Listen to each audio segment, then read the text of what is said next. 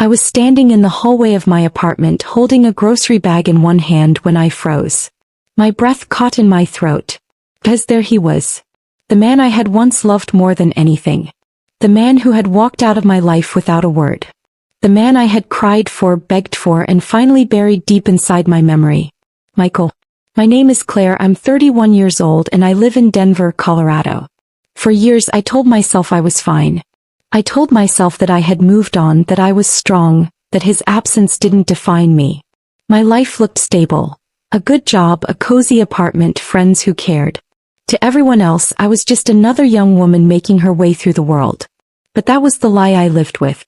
Because the truth was his ghost never left me. I still avoided certain songs, certain streets, even certain cafes where we used to sit for hours. I still felt the ache of unanswered questions every time I lay awake at night. And now here he was, no longer a ghost but flesh and bone, standing at my door like time had folded in on itself. I wanted to scream. I wanted to cry. I wanted to slam the door in his face. But I couldn't move. My hands trembled, my heart pounded, and the only sound in the air was my own breathing. He spoke first. His voice was quiet, uncertain. "Hi, Claire. It's been a while." 1,000 emotions rushed through me. Anger, sadness, love, betrayal. Years of silence pressed against my chest, and suddenly the walls I had built around my heart began to crack. That night, as I sat alone on my couch after he left, I realized my whole world had shifted in a single moment. The past I thought I had buried was standing at my door again. And no matter how much I wanted to, I couldn't pretend it didn't shake me to my core. The moment I saw him standing there, my world stopped. From the outside my life looked peaceful. I had a stable job as a marketing coordinator downtown, a modest apartment decorated with soft colors, and a circle of friends who always reminded me how lucky I was. Every morning I woke up to the smell of fresh coffee from the machine I had programmed the night before. I showered, dressed in neat office clothes, and walked the same streets through Denver's bustling city blocks. At work I kept busy with meetings and projects, my desk always clean, my face always smiling. It was a good life. Steady. Predictable. But it was also a prison. Because no matter how many routines I built, there was an emptiness that lived quietly inside me. It was the space Michael left behind when he disappeared years ago. I told myself I had moved forward, but really I had only learned how to survive. At night my apartment felt too quiet. I cooked simple meals for one. I lit candles, played music, watched shows on TV. But silence lingered in every corner. Sometimes when I washed dishes I would imagine him behind me like before, laughing, talking, making plans. And then the reality hit me, he was gone. That was the life I created. A safe, beautiful prison where nothing could hurt me again. Until he returned. The day after I saw him at my door I couldn't focus. My hands shook as I typed emails. My coworkers asked if I was okay. I nodded and lied, saying I was just tired. But inside my mind replayed that moment over and over. His face, his voice, the way my heart had reacted. That evening I tried to distract myself by meeting my friend Anna for coffee. We sat by the window of a little cafe, steam rising from our mugs. She chatted about her promotion, about a new restaurant she wanted to try. I nodded, smiled, pretended to listen. But my thoughts were far away. And then, as if fate wanted to mock me, I heard it. My name. Claire. I turned. Michael was standing a few feet away holding a coffee cup, looking just as shocked as I felt. His hair was a little shorter, his eyes a little older, but it was him. For a second I couldn't breathe. Anna glanced between us, confused. "Do you know him?" I swallowed hard, my voice barely a whisper. "Yeah. I know him." Michael's lips curved into a small, uncertain smile. "It's been a long time." The cafe suddenly felt too small, the air too heavy. I forced a polite nod, my heart pounding so loud I was sure Anna could hear it. "I should let you enjoy your coffee," he said, though his eyes lingered on me as if he wanted to say more. He walked away, but his presence stayed with me. My chest ached, my hands shook, and Anna finally asked, "Claire, who was that?" I stared at my untouched coffee, my voice breaking. "The man who broke me." That night, lying in bed, I realized something terrifying. I had built my life to look perfect, to look healed. But one look from him was enough to crack it all open. I told myself I had moved on, until he said my name. After that night in the cafe, I couldn't escape him. Even though we barely spoke, the sound of his voice, the sight of his face, the way he said my name, it was enough to unlock everything I had buried. Memories came flooding back like an old film reel I couldn't turn off. I met Michael when I was 25. I had just started my first serious job, nervous but excited, trying to figure out who I was and where I belonged in the world. He came into my life like sunlight through a window, warm, unexpected, impossible to ignore. We met at a friend's party. He wasn't the loudest person in the room, but somehow he was the one I noticed. Tall, steady eyes, the kind of presence that made you feel safe just by standing near him. He introduced himself with a calm smile and asked me simple questions. About my work, about my dreams. And the way he listened made me feel like I was the only person who mattered in that crowded room. We fell quickly. Maybe too quickly. Coffee dates turned into long walks, late night talks turned into weekends away. He made me laugh in ways I didn't know I needed. He noticed the little things. How I liked extra sugar in my tea, how I got nervous before big meetings, how I hummed when I was happy. With him I believed in forever. We talked about marriage, about children, about a house filled with books and warm light. I let myself believe he would be the one I would grow old with. But then, without warning, it all unraveled. One day he was there, texting me good morning, holding my hand, telling me about his plans. The next he was gone. At first I thought it was stress, maybe a family issue he didn't want to talk about. Days passed without calls. I left voicemails, sent messages, begged him to just tell me what was happening. Nothing. Weeks stretched on and still silence. I remember the night I sat on the floor of my apartment, phone in hand, staring at the last message I had sent. Please just tell me why. It had been delivered. Never answered. I felt like my world had shattered. No explanation. No closure. Just absence. That silence became the loudest part of my life. For months I walked around like a ghost of myself. I stopped eating, stopped sleeping, stopped believing in anything good. Friends told me to let go. Family told me I deserved better. But none of their words filled the hole he left. Because I didn't just lose him, I lost the future we had dreamed of together. Eventually I forced myself to move on. I threw myself into work, into routines, into building a life that looked strong even if it wasn't. I told myself I had healed, but really I had only built walls. And now, years later, seeing him again, those walls were crumbling. That night I opened an old box I had hidden at the back of my closet. Inside were photos of us, smiling, laughing, holding each other like the world belonged to us. I picked up a picture of us at the lake, sunlight in our faces, his arm wrapped around me. My chest ached so hard I could barely breathe. I whispered to the empty room, "Why did you leave me, Michael? Why no? Why come back?"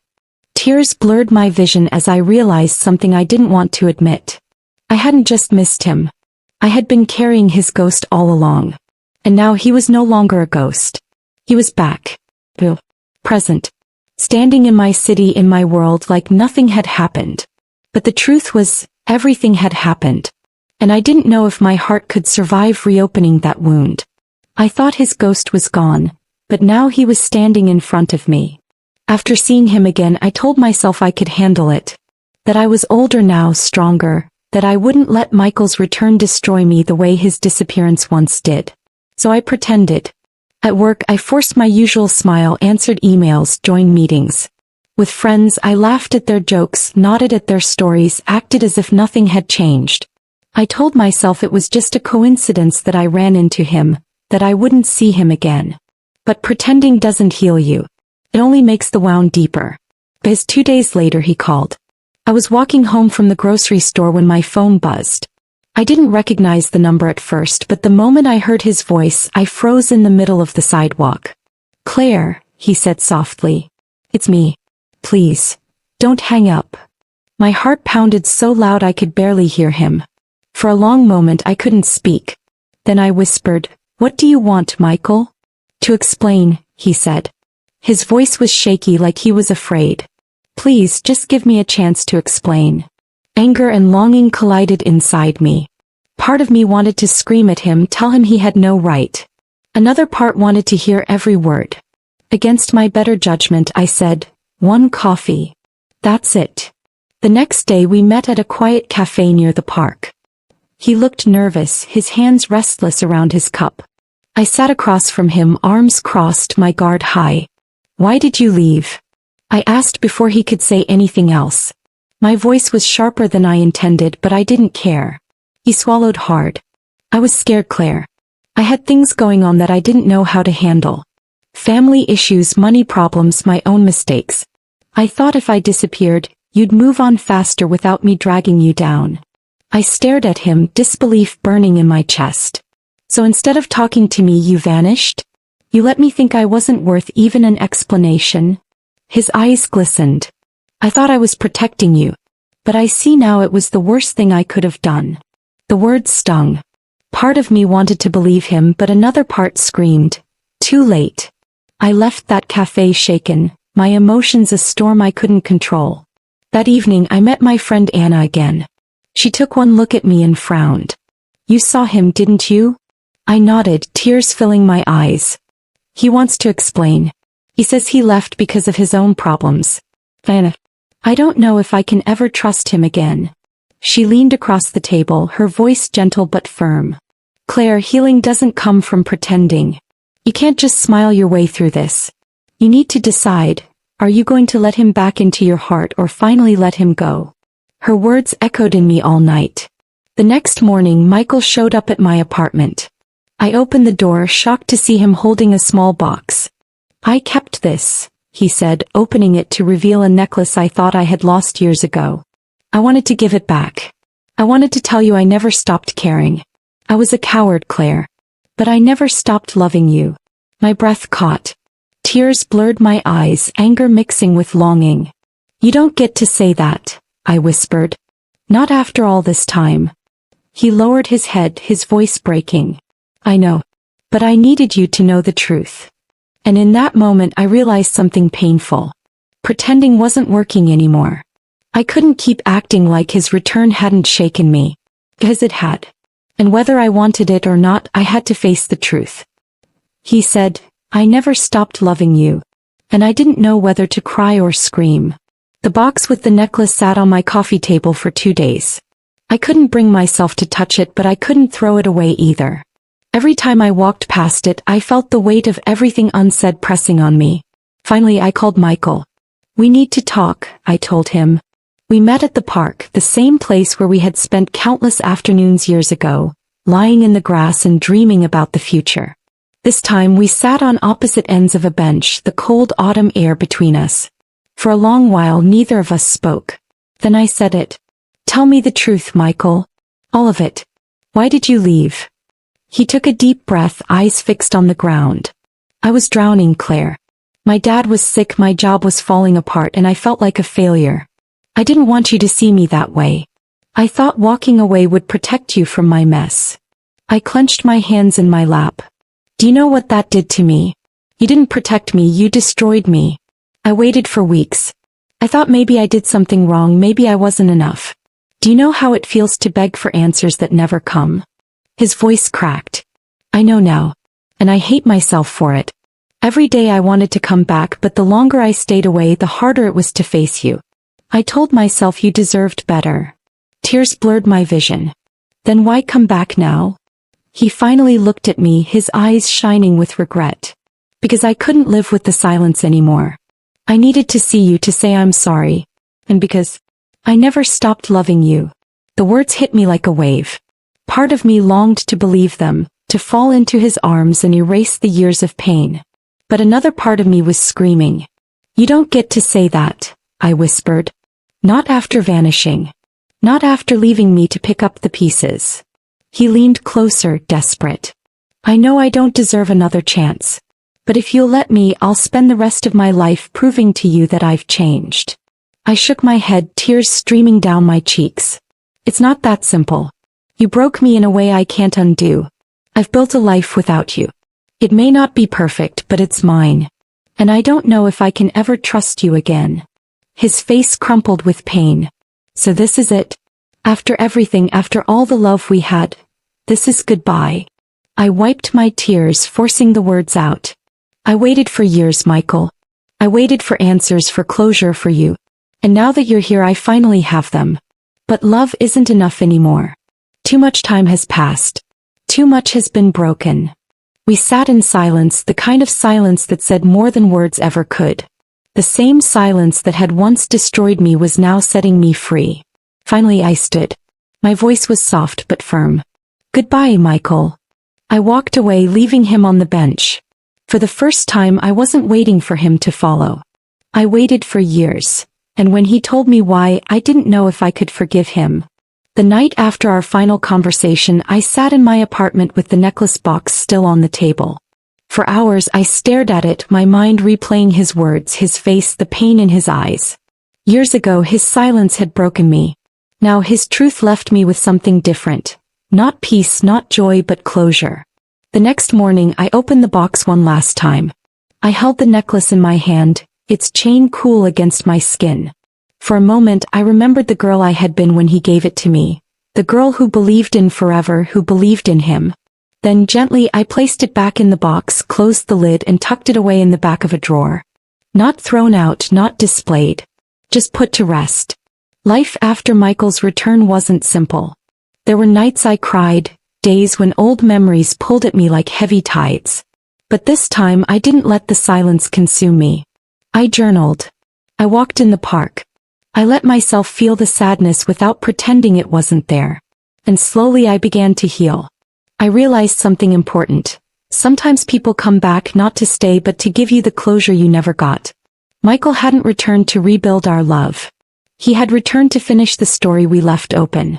One Sunday afternoon I sat in the park with Anna. The air was crisp, children were playing nearby, and for the first time in years I felt light. She asked me gently, "Do you regret seeing him again?" I shook my head. No. It hurt, but it helped. He gave me the truth I deserved, even if it came too late. She smiled softly. So what now? I looked at the sky, a deep breath filling my lungs. Now I live. Not with ghosts, not with silence. Just me moving forward. That night, back in my apartment, I wrote the final entry in my journal about Michael. I wrote about how love can leave, return, and still not belong to you anymore. I wrote about how silence hurts, but closure heals. And I wrote about how sometimes letting go is the greatest act of strength. As I closed the journal, I whispered to myself, I survived. Michael was gone again, but this time it was different. This time I wasn't left with questions. I wasn't left waiting by the phone. I wasn't left broken. This time I had an ending. If someone you lost ever comes back, remember you don't owe them your pain again.